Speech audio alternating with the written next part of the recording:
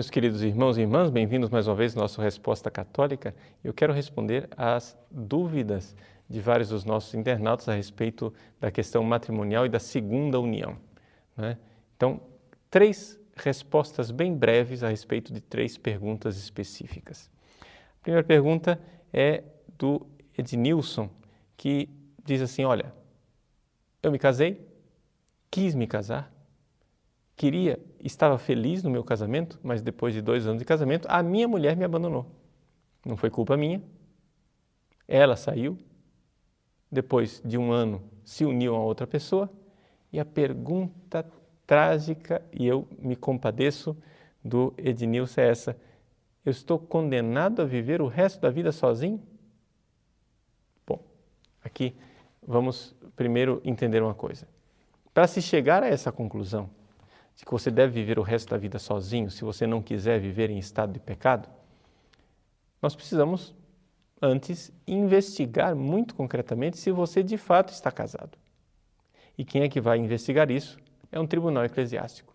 Então, para você e para as outras pessoas também, que eu irei responder, é importante, em primeiro lugar, você considerar verdadeiramente a possibilidade de submeter o seu casamento à investigação de um tribunal eclesiástico. O que é que o tribunal eclesiástico faz? Ele vai descobrir um fato.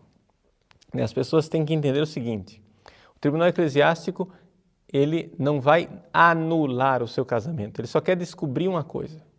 Não é como se um tribunal civil que quer descobrir um assassinato, né? Sei lá, quem matou Odete Reutemann, né? Muito bem, quem foi que matou essa mulher? É um fato. Quem matou foi aquele que puxou o gatilho. É uma pessoa real e concreta, e a sentença do juiz não vai criar a realidade. A sentença do juiz só vai dizer: encontramos provas suficientes para crer que quem matou foi fulano, e por isso condenamos à cadeia. Mas se por acaso depois se descobre que aquilo foi um engano, bom, voltemos atrás e coloquemos na cadeia a pessoa certa e inocentemos aquele que erroneamente foi considerado culpado. É um fato. Então a mesma coisa eu digo com relação ao seu casamento. O seu casamento ou ele valeu ou ele não valeu.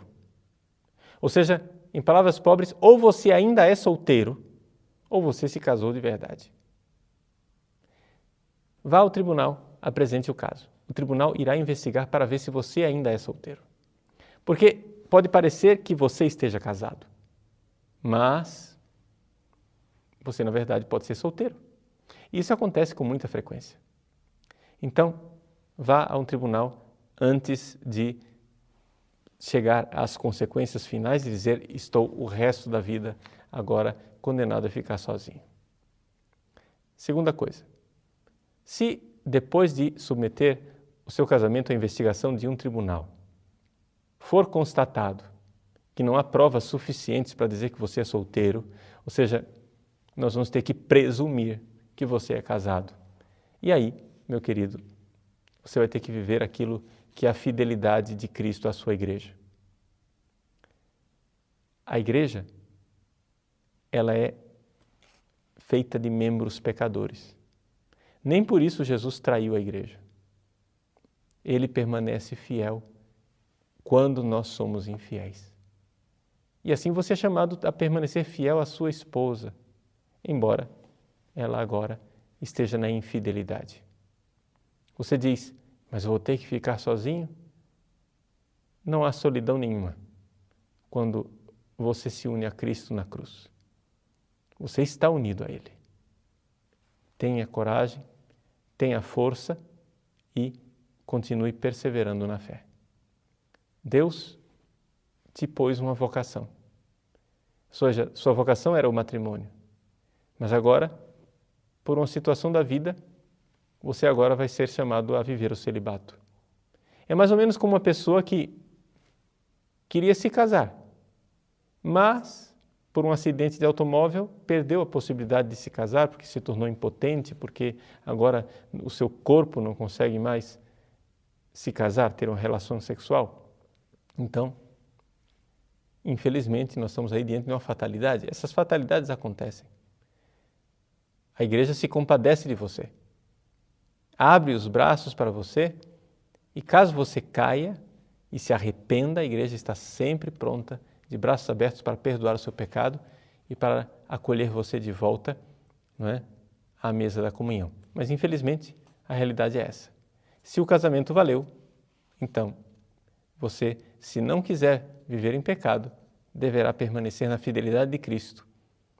Mais ou menos como o profeta Oséias no Antigo Testamento, que Deus disse, vai e casa com a prostituta. Depois essa mulher começou a trair Oséias e Deus disse, Oséias, permanece fiel. Tu serás um sinal da minha fidelidade, porque eu sou assim com o povo de Israel. Eu sou fiel a um povo que se prostituiu e se entregou a outros deuses.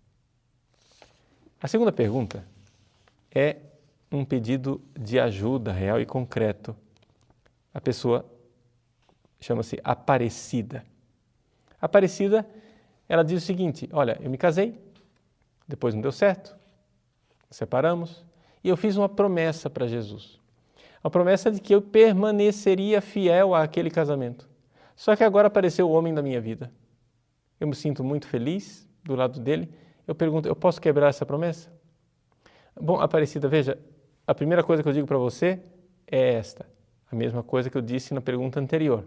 Vá a um tribunal para ver se o seu casamento valeu, porque pode ser que você seja solteira, livre e possa se casar. Segunda coisa, veja que a promessa que você fez não foi essa. A promessa que você fez foi no casamento. Ou seja, no casamento você prometeu que iria ser fiel na alegria, na tristeza, na saúde, na doença, todos os dias da sua vida, até que a morte o separe. Então não foi que você ia permanecer fiel sem um outro homem, porque você, depois que o seu marido saiu de casa, você fez essa promessa. Não, essa promessa já estava lá, no dia em que você se casou. Portanto, você não pode ser dispensada dessa promessa. Essa promessa é um casamento real e concreto. Então, o único caminho para você é saber investigar no tribunal para ver se você não está, na verdade, solteira, livre, desimpedida, achando que está casada. O tribunal certamente irá ajudar você muito. E, finalmente, uma pergunta do José, que quer saber se a filha pode namorar um homem que já foi casado. Veja, a pergunta aqui, ela responde a si mesma. Você é casado, não é, José? Me diga uma coisa. A sua mulher pode namorar um outro homem solteiro? Acho que não. Não é? Ou seja, quem é casado é casado. Agora, se este homem entrar com processo no tribunal, e eu insisto pela terceira vez, tribunal eclesiástico, vá ao tribunal, veja se o casamento valeu, porque quem sabe ele é solteiro sem saber. E aí, uma vez que você recebe a resposta do tribunal, somente aí, sua filha pode namorá-lo. Antes disso, não. Antes da resposta do tribunal, o namoro é um pecado. Não, padre, mas eles não têm relações sexuais. Mas não precisa relação sexual para que haja pecado. E se a sua mulher não tivesse relações sexuais, mas estivesse namorando, o senhor acharia que era pecado, sim ou não?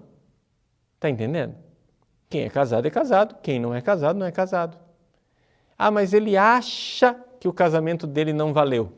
Pode achar o que quiser. O casamento deve ser presumido como válido até que se prove no tribunal. Existe uma chamada presunção do direito. Uma vez que foi celebrado um casamento, nós devemos presumir que esse casamento valeu, até que se prove o contrário. Porque pode ser que ele tenha sido inválido. Hoje em dia, as pessoas têm a tendência de presumir logo que o casamento não valeu. Mas não é esse o direito da igreja. Porque se a gente começa a presumir a nulidade de todos os casamentos, aí nós estamos abrindo uma barragem que certamente irá causar uma inundação. Veja, eu sei que talvez as respostas que eu tenha dado não sejam aquelas que vocês queriam ouvir, mas é a resposta católica.